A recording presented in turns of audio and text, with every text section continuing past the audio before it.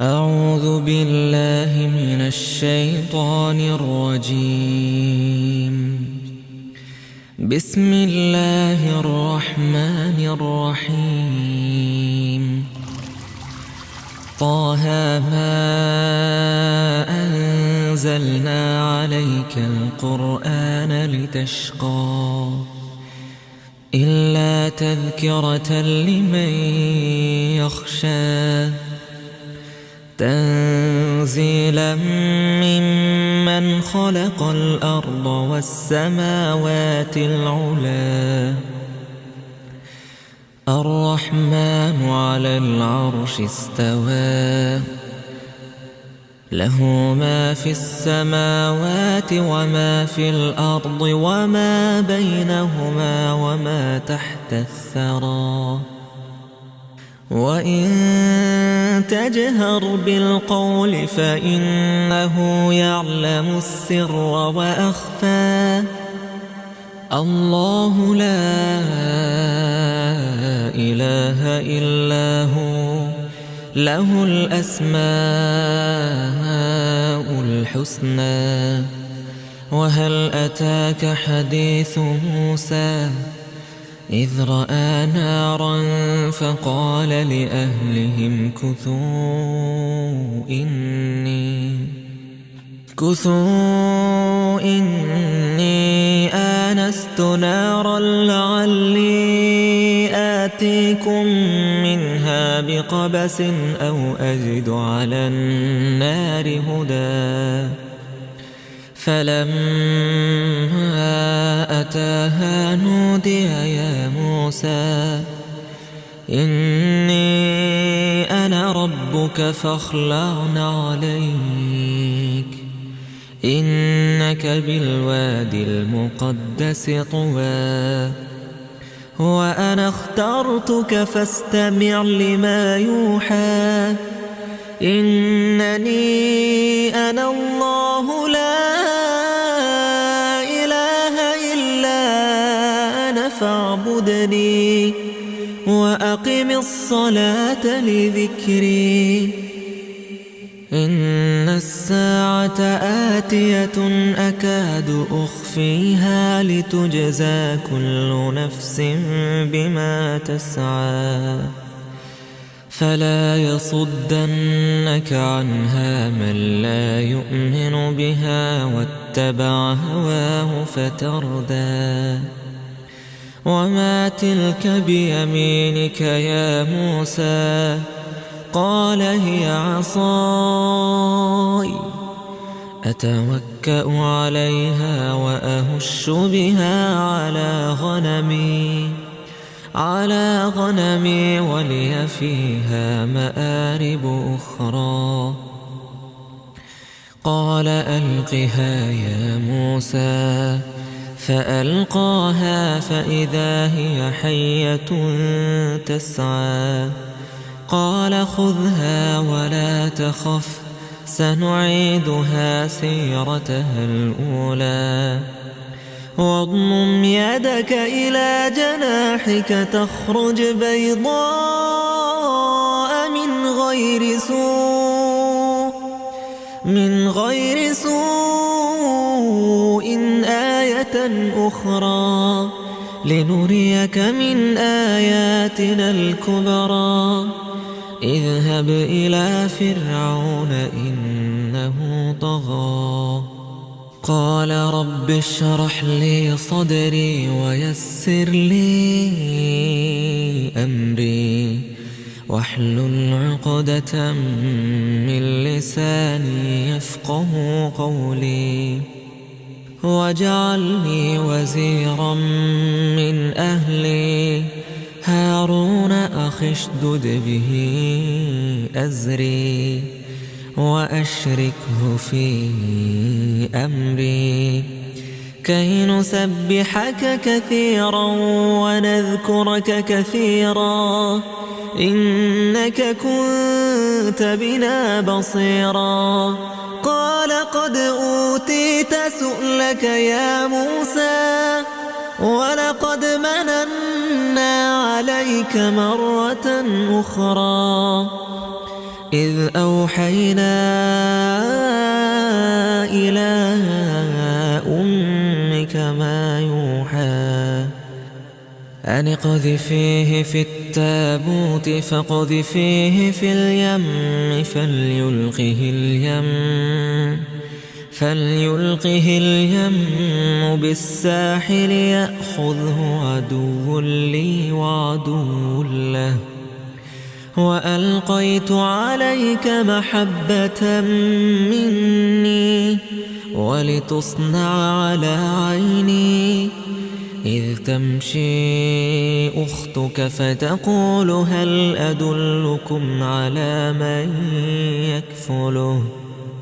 فرجعناك إلى أمك كي تقر عينها ولا تحزن وقتلت نفسا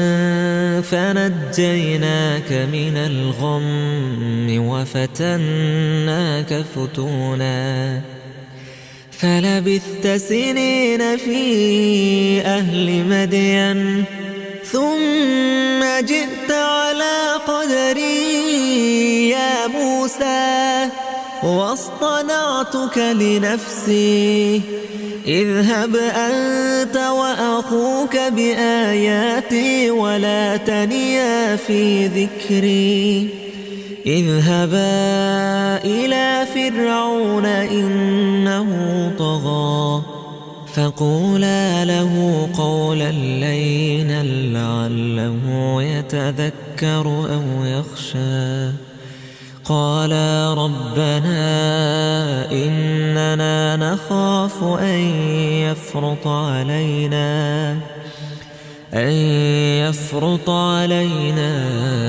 أو أن يطغى قال لا تخافا إنني معكما أسمع وأرى فأتياه فقولا إنا رسولا ربك فأرسل معنا بني إسرائيل ولا تعذبهم قد جئناك بآية من ربك والسلام على من اتبع الهدى إنا قد أوحي إلينا أن العذاب على من كذب وتولى قال فمن ربكما يا موسى قال ربنا الذي أعطى كل شيء خلقه ثم هدى قال فما بال القرون الأولى قال علمها عند ربي في كتاب لا يضل ربي ولا ينسى الذي جعل لكم الأرض مهدا وسلك لكم فيها سبلا وأنزل من السماء ماء فأخرجنا به أزواجا من نبات شتى كلوا وارعوا أنعامكم إن في ذلك لآيات لأولي النهى منها خلقناكم وفيها نعيدكم ومنها نخرجكم تارة أخرى ولقد أريناه آياتنا كلها فكذب وأبى قال أجئتنا لتخرجنا من أرضنا بسحرك يا موسى فلنأتينك بسحر مثله فاجعل بيننا وبينك موعدا لا نخلفه نحن ولا أنت مكانا سوى قال موعدكم يوم الزينة وأن يحشر الناس ضحى فتولى فرعون فجمع كيده ثم أتى قال لهم موسى ويلكم لا تفتروا على الله كذبا فيسحتكم بعذاب وقد خاب من افترى فتنازعوا أمرهم بينهم وأسروا النجوى قالوا إن هذان لساحران يريدان أن يخرجاكم من أرضكم بسحرهما ويذهبا بطريقتكم المثلى فأجمعوا كيدكم ثم أتوا صفا وقد أفلح اليوم من استعلى قالوا يا موسى إما أن تلقي وإما أن نكون أول من ألقى قال بل ألقوا فإذا حبالهم وعصيهم يخيل إليه من سحرهم أنها تسعى فأوجس في نفسه خيفة موسى قلنا لا تخف إنك أنت الأعلى وألق ما في يمينك تلقف ما صنعوا إنما صنعوا كيد ساحر ولا يفلح الساحر حيث أتى فألقي السحرة سجدا قالوا آمنا برب هارون وموسى قال آمنتم له قبل أن آذن لكم إنه لكبيركم الذي علمكم السحر فلأقطعن أيديكم وأرجلكم من خلاف ولأصلبنكم في جذوع النخل ولتعلمن أينا أشد عذابا وأبقى قالوا لن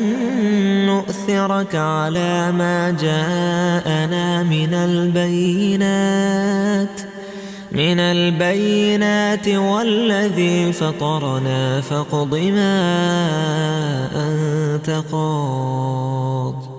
إنما تقضي هذه الحياة الدنيا إنا آمنا بربنا ليغفر لنا خطايانا وما أكرهتنا عليه من السحر والله خير وأبقى إنه من يأت ربه مجرما فإن له جهنم لا يموت فيها ولا يحيا ومن يأته مؤمنا قد عمل الصالحات فأولئك لهم الدرجات العلى جنات عدن تجري من تحتها الأنهار خالدين فيها وذلك جزاء من تزكى ولقد أوحينا إلى موسى أن أسر بعبادي فاضرب لهم طريقا في البحر يبسا لا تخاف دركا ولا تخشى فأتبعهم فرعون بجنوده فغشيهم من اليم ما غشيهم وأضل فرعون قومه وما هدى يا بني إسرائيل قد أنجيناكم من عدوكم وواعدناكم جانب الطور الأيمن ونزلنا عليكم المن والسلوى كلوا من طيبات ما رزقناكم ولا تطغوا فيه فيحل عليكم غضبي ومن يحلل عليه غضبي فقد هوى وإني لغفار لمن تاب وآمن وعمل صالحا ثم اهتدى وما أعجلك عن قومك يا موسى قال هم أولئك على أثري وعجلت إليك رب لترضى قال فإنا قد فتنا قومك من بعدك وأضلهم السامري فرجع موسى إلى قومه غضبان أسفا قال يا قوم ألم يعدكم ربكم وعدا حسنا أفطال عليكم العهد أم أردتم أن يحل عليكم غضب من ربكم فأخلفتم موعدي قالوا ما أخلفنا موعدك بملكنا ولكننا حملنا أوزارا من زينة القوم فقذفناها فكذلك ألقى السامري فأخرج لهم عجلا جسدا له خوار فقالوا هذا إلهكم وإله موسى فنسي أفلا يرون ألا يرجع إليهم قولا ولا يملك لهم ضرا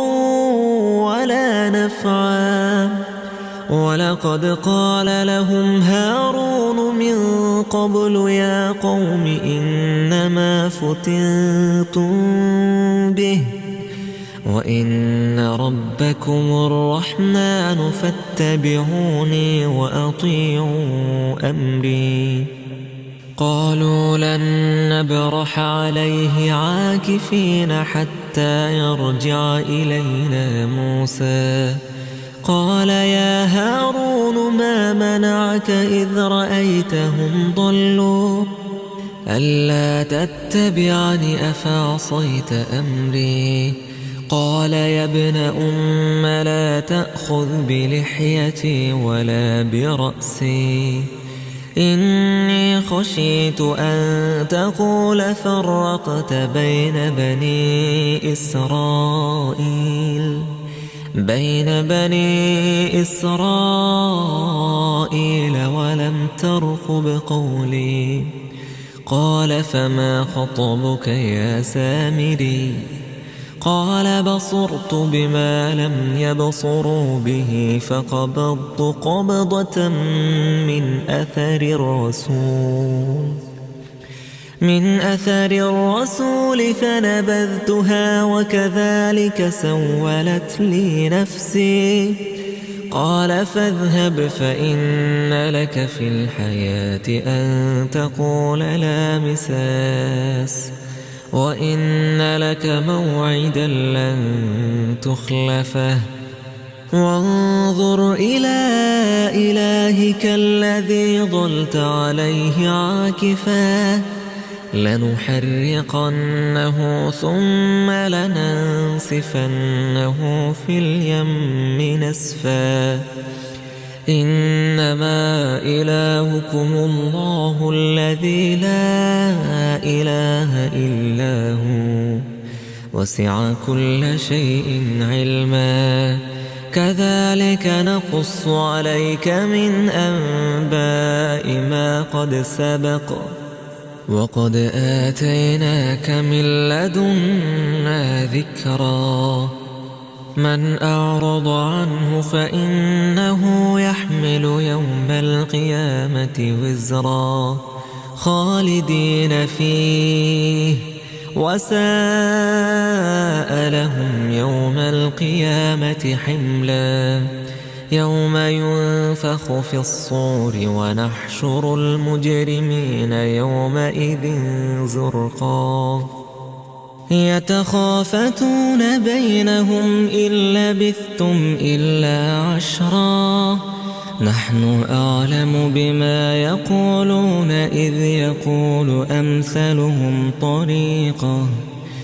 إذ يقول أمثلهم طريقة إن لبثتم إلا يوما ويسألونك عن الجبال فقل ينسفها ربي نسفا فيذرها قاعا صفصفا لا ترى فيها عوجا ولا أمتا يومئذ يتبعون الداعي لا عوج له وخشعت الأصوات للرحمن فلا تسمع إلا همسا يومئذ لا تنفع الشفاعة إلا من أذن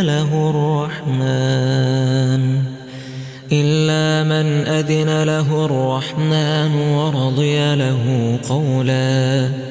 يعلم ما بين أيديهم وما خلفهم ولا يحيطون به علما وعنت الوجوه للحي القيوم وقد خاب من حمل ظلما ومن يعمل من الصالحات وهو مؤمن فلا يخاف ظلما ولا هضما وكذلك أنزلناه قرآنا عربيا وصرفنا فيه من الوعيد لعلهم يتقون أو يحدث لهم ذكرا فتعالى الله الملك الحق ولا تعجل بالقرآن من قبل أن يقضى إليك وحيه وقل رب زدني علما ولقد عهدنا إلى آدم من قبل فنسي ولم نجد له عزما وإذ قلنا للملائكة اسجدوا لآدم فسجدوا إلا إبليس أبى فقلنا يا آدم إن هذا عدو لك ولزوجك فلا يخرجنكما من الجنة فتشقى إن لك ألا تجوع فيها ولا تعرى وأنك لا تظمأ فيها ولا تضحى فوسوس إليه الشيطان قال يا آدم هل أدلك على شجرة الخلد وملك لا يبلى فأكلا منها فبدت لهما سوآتهما سوآتهما وطفقا يخصفان عليهما من ورق الجنة وعصى آدم ربه فغوى ثم اجتباه ربه فتاب عليه وهدى قال اهبطا منها جميعا بعضكم لبعض عدو فإما يأتينكم مني هدى فمن اتبع هداي فلا يضل ولا يشقى ومن أعرض عن ذكري فإن له معيشة ضنكا ونحشره يوم القيامة أعمى قال رب لم حشرتني أعمى وقد كنت بصيرا قال كذلك أتتك آياتنا فنسيتها وكذلك اليوم تنسى وكذلك نجزي من أسرف ولم يؤمن بآيات ربه ولعذاب الآخرة أشد وأبقى أفلم يهد لهم كم أهلكنا قبلهم من القرون يمشون في مساكنهم إن في ذلك لآيات لأولي النهى ولولا كلمة سبقت من ربك لكان لزاما وأجل مسمى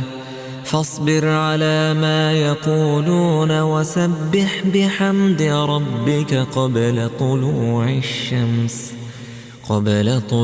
الشمس وقبل غروبها ومن آناء الليل فسبح وأطراف النهار لعلك ترضى ولا تمدن عينيك إلى ما متعنا به أزواجا منهم زهرة الحياة الدنيا لنفتنهم فيه ورزق ربك خير وأبقى وأمر أهلك بالصلاة واصطبر عليها لا نسألك رزقا نحن نرزقك والعاقبة للتقوى وقالوا لولا يأتينا بآية من ربه أولم تأتهم بينة ما في الصحف الأولى ولو أنا أهلكناهم بعذاب من قبله لقالوا ربنا لولا أرسلت إلينا رسولا فنتبع آياتك من قبل أن نذل ونخزى قل كل متربص فتربصوا فستعلمون من أصحاب الصراط السوي ومن اهتدى